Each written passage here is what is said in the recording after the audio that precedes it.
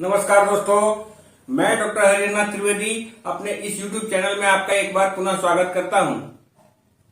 आपसे अनुरोध है कि आपने हमारे इस चैनल को सब्सक्राइब नहीं किया है तो सब्सक्राइब अवश्य करें, साथ ही साथ बेल आइकन को प्रेस करें ताकि आने वाली वीडियो का नोटिफिकेशन आपको मिल सके। साथ ही साथ मैं उन मित्रों को धन्यवाद देता हूं जिन्होंने हमारे चैनल को सब्सक्राइब किया है और जो अपना बहुमूल्य समय निकालकर हमारे इस वीडियो पर ध्यान देते हैं। आज मैं आप लोगों के साथ एलर्जी का कैसे पता लगाएं इस विषय में चर्चा करने जा रहा हूं। आजकल जुकाम, खांसी, बुखार, टॉन्सिल, दमा, पित्ती उछलना आदि रोगों में एलर्जी की चर्चा हर डॉक्टर करने लगे हैं। एलर्जी का अर्थ है अत्यधिक संवेदनशीलता, जिसे अंग्रेजी में ओवर सेंसिटिविटी कहते हैं। किसी को पहनने के किसी वस्त्र से, किसी को खाने के किसी पदार्थ से, किसी को गंध से, किसी को गर्मी से पित्ती उछल जाता है। उछल आने से किसी को किसी वस्तु का सानिध्य सहन न होने के कारण एलर्जी हो जाती है। इन वस्तुओं का किसी पर प्रभाव होता है, किसी पर नहीं होता है। जिस वस्त्र, भोजन, वस्तु इत्यादि से एलर्जी होता है उसे अंग्रेजी में एलर्जन कहा जाता है।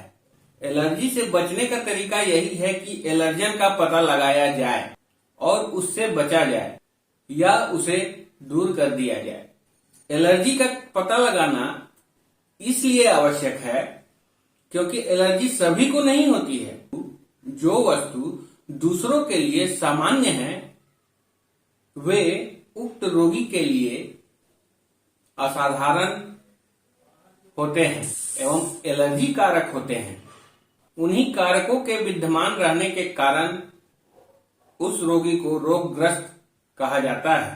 कहने का अभिप्राय यह है कि जब रोग के संबंध में एलर्जी होने की शंका हो तब उस एलर्जन का पता लगाना चाहिए जिसके कारण एलर्जी हो रही है, और उस कारण से उस रोगी को, उस व्यक्ति को खांसी, बुखार, सर्दी पकड़ लेता है।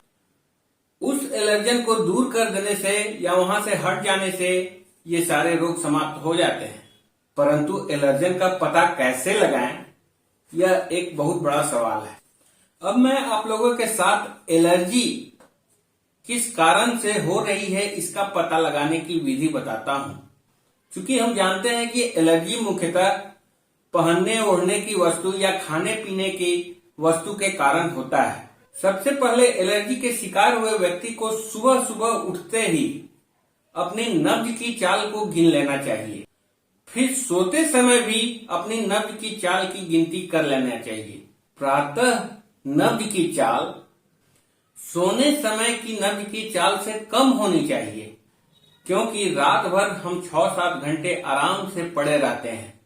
अगर प्रातः काल की नब्ज की चाल सोने के समय के नब्ज के चाल से ज्यादा हो या तेज हो तो समझ लेना चाहिए कि बिस्तर में कोई ऐसा कपड़ा है जिससे आपका शरीर रिएक्ट कर रहा है और आपको एलर्जी हो रही है। अगर बिस्तर के उस कपड़े को जानना चाहो जो एलर्जी कर रहा है तो बिस्तर को चारों तरफ से एक प्लास्टिक से कवर करके एक एक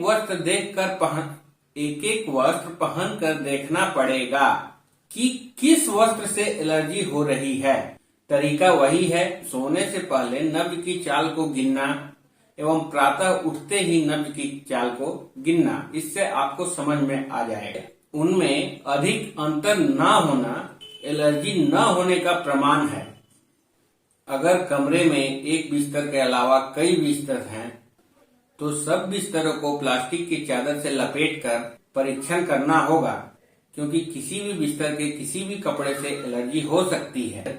अगर सवेरे की नब्ज की गति सोने के समय के नब्ज की गति के बराबर है, जैसा कि होना चाहिए, तो समझना चाहिए कि बिस्तर की कोई भी वस्तु आपके एलर्जी का कारण नहीं है। भोजन का ही कोई ऐसा पदार्थ है जो आपको एलर्जी कर रहा है। अब आपको यह देखना है कि भोजन में वो कौन सी वस्तु है जो आपको एलर्जी कर रही है। इसके लिए निम्न प्रक्रिया करनी होगी। प्रातः बिस्तर छोड़ते ही नब्ज को गिनो। इसके बाद जो पहला भोजन ब्रेकफास्ट में लें वह एक ही वस्तु का होना चाहिए, मिली जुली खाद्य वस्तुओं का ना हो। उस वस्तु को खाने से पहले नब्ज की चाल गिन लेना चाहिए। उस एक वस्तु के खाने के पश्चात भी नब्ज की चाल को गिनना चाहिए।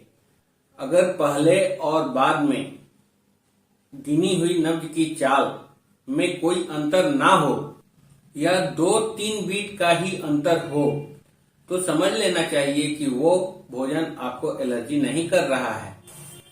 इस प्रकार एक एक भोज्य पदार्थ को लेने के पश्चात आपको यही क्रिया दोहरानी पड़ेगी। 4-5 दिनों तक भिन्न भिन्न भोजनों का सेवन करने के पश्चात नब्ज की गति पे नजर रखकर आप एलर्जी का पता लगा सकते हैं। जिस भोजन को लेने से नब्ज की गति 10 बीट तक बढ़ जाए तो समझ लेना चाहिए कि वही भोजन आपकी एलर्जी का कारण है एवं वही एलर्जन है। अब प्रश्न यह उठता है कि नब्ज का नॉर्मल बीट क्या होना चाहिए। नॉर्मल बीट प्रायः भिन्न भिन्न व्यक्ति का अलग हो सकता है। उक्त परीक्षण करने से पहले अपना नॉर्मल बीट की जानकारी होना अति आवश्यक है।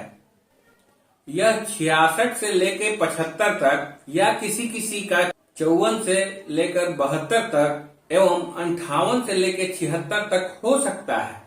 परंतु यह समझना आवश्यक है कि बालकों एवं युवाओं का जब वे शांत स्थिति में हों, उन्हें कोई इन्फेक्शन ना हो, ठंड आदि ना हो, तो अपने नॉर्मल में प्रातः एवं शाम का नब्ज का अंतर स्वस्थ व्यक्ति में बदलता नहीं है। अगर यह अंतर 9-10 बीट का हो जाए तो एलर्जी का कोई कारण समझना चाहिए। उसका इलाज दवा से ना करके परिस्थिति को बदलकर करना होगा, तभी वो ठीक हो पाएगा।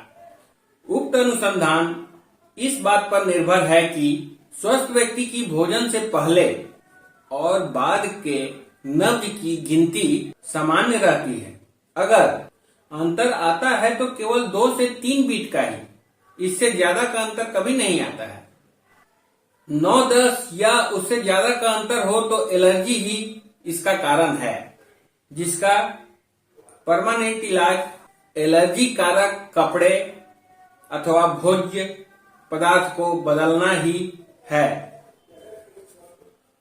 तो अपने एलर्जी के कारक एलर्जन को समझना अति आवश्यक है और नब्ज की गति का अच्छी तरह से निरीक्षण करके हम अपने